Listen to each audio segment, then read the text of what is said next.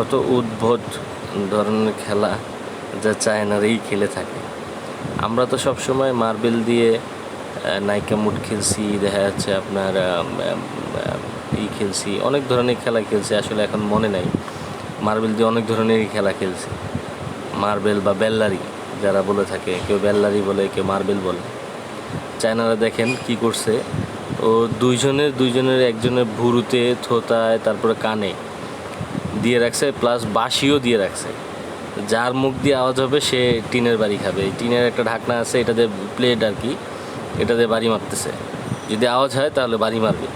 আর পাশাপাশি একজন করে বালতিতে মার্বেল ঢালবে, যেই আওয়াজ করবে সেই টিনের বাড়ি খাবে। অনেক মজাদার খেলা। চায়নাদের আসলে বুদ্ধির শেষ নাই, তারা পারে না এমন কোনো কিছুই নাই। এরকম খেলা আসলে আমাদের দ্বারা হবেও না, আর সম্ভব হয়ে উঠবে না, কারণ ওদের ধৈর্য আছে।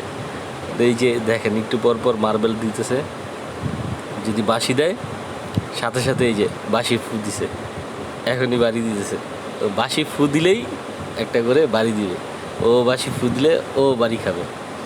দেখেন এখন আবার মার্বেল ঢালবে, এই যে ফু দিছে, ফু দেওয়ার সাথে সাথে বাড়ি দিছে। এই যে ওটা খুলে গেছে, ওটা খুলে যাওয়ার পর দেখা যাচ্ছে প্রচণ্ড ব্যথা যা বলার বাইরে। আমার তো অনেক হাসি আসতেছে, দেখে অনেক ভালো লাগছে খেলাটা।